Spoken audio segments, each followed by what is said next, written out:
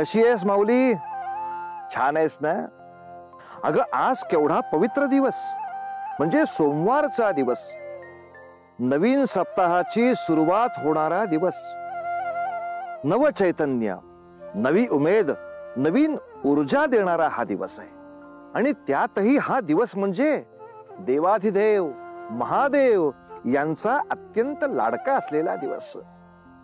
महादेव आपल्या सर्वांचंच आराध्य आहेत. आपल्या जीवनातल्या अगदी लहान लहान घटना सुद्धा त्यांच्या अनुमतीशिवाय होत नाहीत. आणि त्यामुळे आपल्या आयुष्यात काही संकट आलं किंवा घरावरही काही संकट आलं तर त्यांचा धावा करण्यापलीकडे आपल्या समोर काही गत्यंतर नाही. तेव्हा पर्यायाने या सोमवारच्याच महतीची कथा सांगण्यासाठी मी आपल्या समोर उभा आहे.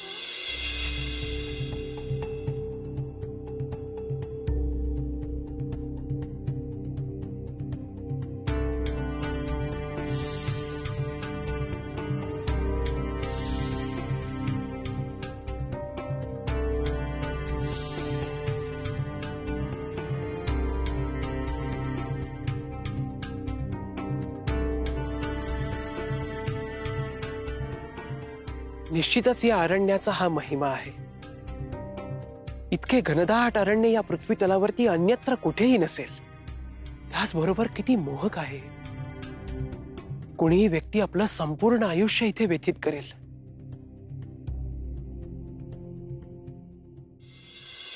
मी देखील या अरण्याच्या प्रेमात पडलो आहे.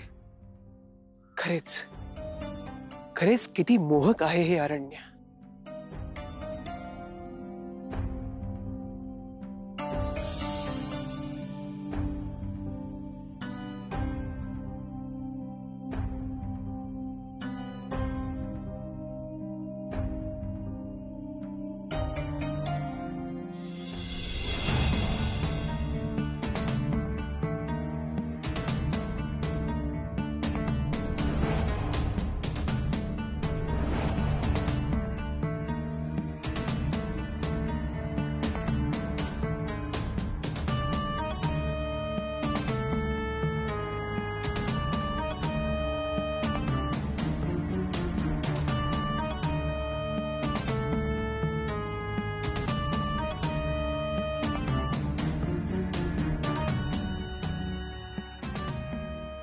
कोण आहे?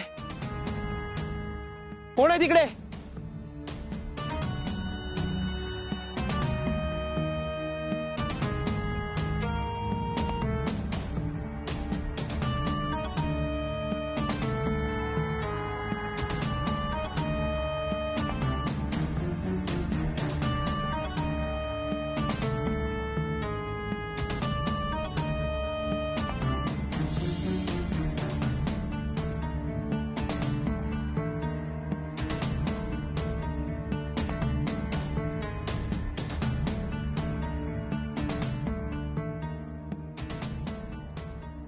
हे जे भास मला सातत्याने होत आहेत तेच मनात भय उत्पन्न करत आहेत. आणि मनात भय उत्पन्न झाले की भास अधिक होऊ लागतात. म्हणून मनुष्याने भासांची चिंता न करता पुढे मार्गक्रमण करत राहायला हवे, चालत राहावे.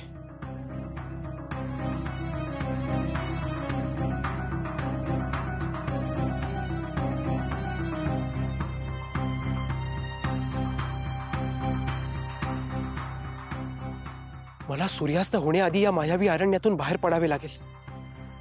अन्यथा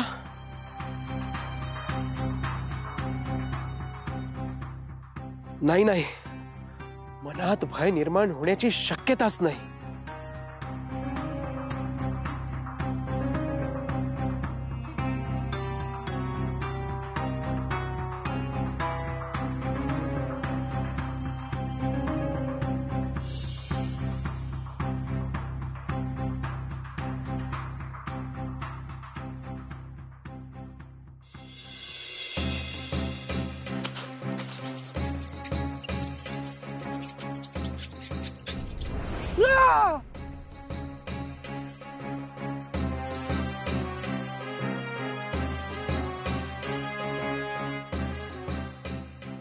कोण आहे तो मूर्ख मनुष्य ज्याने माझी समाधी भंग करण्याचा प्रयत्न केला याला शिक्षा मिळालीच पाहिजे.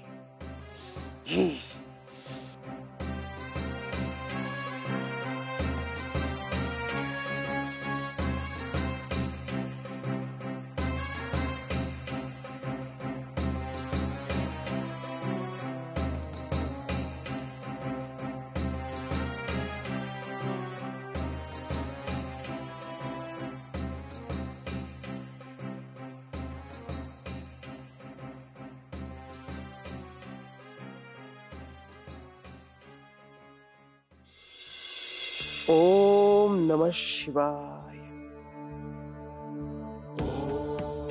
या घनदाट अरण्यामध्ये महादेवांचे इतके सुंदर शिवलिंग आणि त्यावर ही फुले. असे भासते आहे येथे महादेवांची नित्य नियमाने पूजा अर्चा केली जाते. परंतु या निर्मनुष्य अरण्यामध्ये महादेवांची इतकी सुंदर पूजा अर्चा. एका अर्थी भगवंतांचे दिव्य दर्शन झाले म्हणायचे. ओम नमः शिवाय. ओम नमः शिवाय. ओम नमः शिवाय. ओम नमः शिवाय. ओम नमः शिवाय. ओम नमः शिवाय. ओम नमः शिवाय. ओम नमः शिवाय. ओम नमः शिवाय. ओम नमः शिवाय. ओम नमः शिवाय. ओम नमः शिवाय. ओम नमः शिवाय. हाच तो मनुष्य याने माझ्यावर अन्याय केला. हातातल्या काठीने वार केला माझ्यावर. ओम नमः शिवाय. याला शिक्षा मिळायलाच पाहिजे. चला. ओम नमः शिवाय. ओम नमः शिवाय. ओम नमः शिवाय. ओम नमः शिवाय.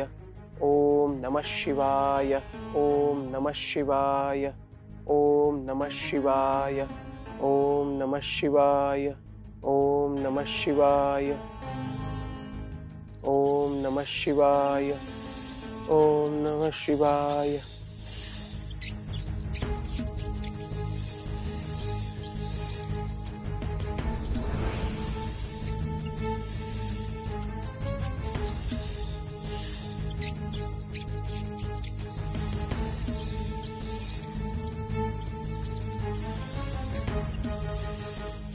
कसली प्रतीक्षा करत आहात?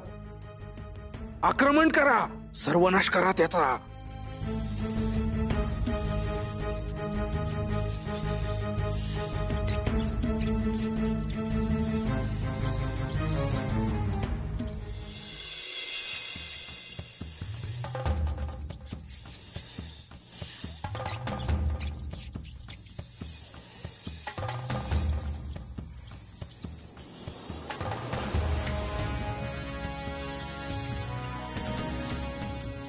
महादेव, हे साक्षात आपलीच कृपा.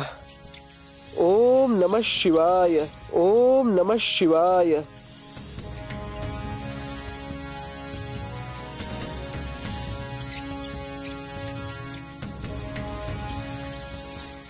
अरे आता त्या कौशिकीचं मन कसे मोडावे? तिला जर वाटत असेल की त्या मनुष्यास क्षमा करावी तर जाऊ द्यावे, नाही का? बघा म्हणजे आता तुम्हीच सगळे.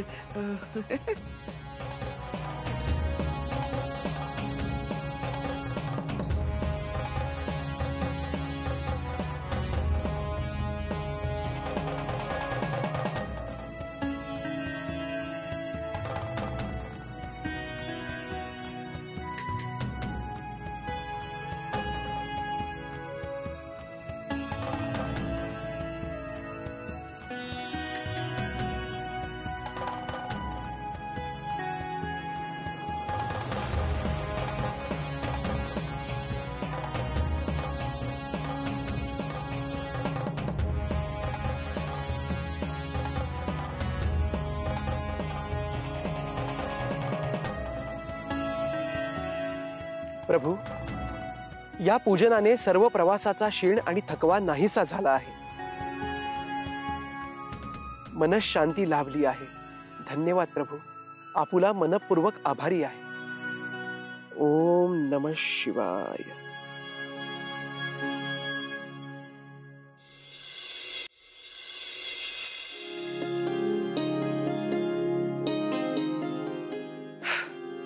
चला, ही रात्र होण्याआधीच मी माझ्या स्वगृही परतेन.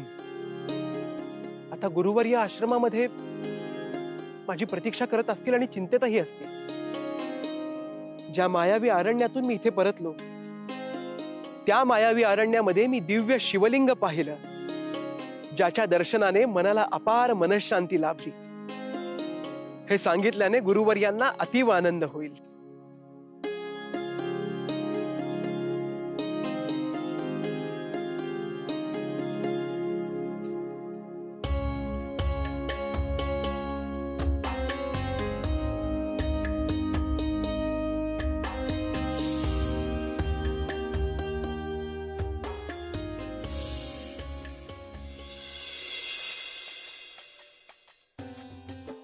आता या पुरुषाचे पुन्हा दर्शन कधी होतील? आमची भेट कधी होईल? ही अस्वस्थता मी कशी शांबवू? त्यांना आवाज देऊन बघू का? आहो,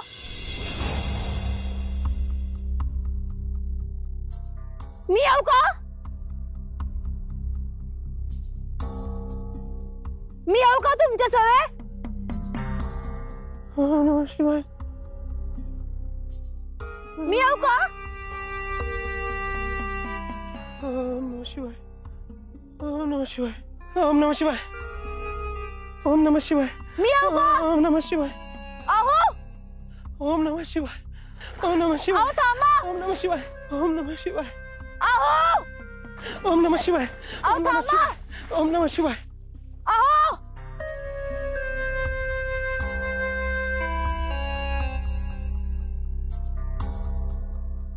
मी येऊ का? आहो, ओम नमः शिवाय. ओम आहो नमः थांबा शिवाय. ना. आहो थांबा थांबा. शिवाय.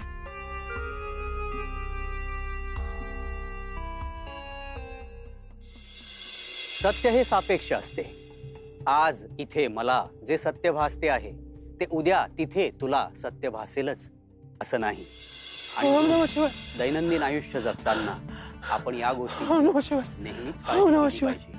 ओम नमः सत्य शिवाय. कोणाचे आहे? ओम नमः कसे शिवाय. आहे? ओम नमः शिवाय. कल्पवसू. ओम नमः शिवाय. गुरुवर्या. अरे काय झालं कल्पवसू? अरे बघा त्याला. गुरुवर्या. कल्पवसू पुत्र काय झाले? गुरुवर्या. गुरुवर्या. अरे असा इतका भयभीत कशामुळे झालास? ओम नमः शिवाय. आणा आणा त्याला. ओम नमः शिवाय. आणा ओम नमः शिवाय. इथे बसवा. ओम नमः इथे शिवाय. बसवा. बसा. ओम नमः शिवाय. जा पाणी आण. ओम नमः शिवाय. बस बस पुत्रा. ओम नमः शिवाय. ओम नमः काय शिवाय. झाले? हे घे हे घे. चल जय. सावकाश शांत. कल्पवसू आता आम्हास नीट सांग बरे, इतका विलंब तुला कशामुळे झाला आणि एवढा भयभीत का झालायस तू? आणि हे काय, तुझे अंग तर तप्त झाले आहे. अत्यंत तीव्र असा ज्वर भासतो आहे हा. परंतु कशामुळे असा व्हा ज्वर गुरुजी? अरे अंधार पडलाय. आश्रमात विनाविलंब पोहोचावे म्हणून हा धावत आला. शारीरिक क्षमतेपेक्षा अधिक कष्ट पडले, त्याची परिणिती ज्वरात झाली. असो, अरे याला आधार द्या बघू. आधार द्या त्याला. आपण आतल्या कक्षात घेऊन जाऊया. सावकाश चला चला आतल्या कक्षात त्याच्यावर औषधोपचार करूया. सावकाश आत नेऊन निजवा त्याला.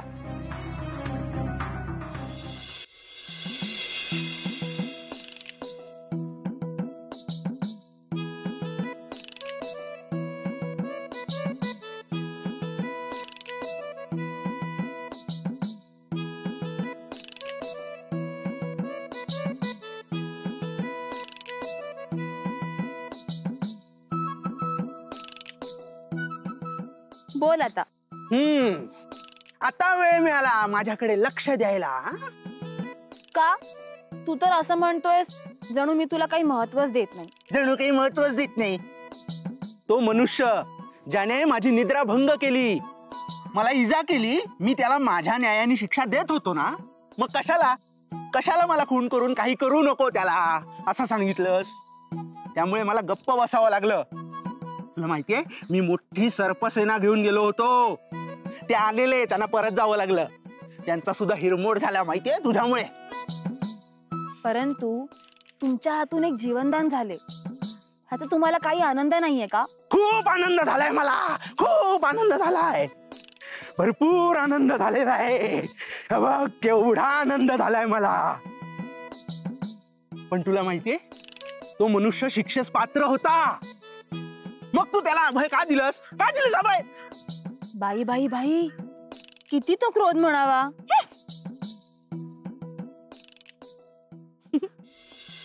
आणि तेही निद्राभंग झाली म्हणून.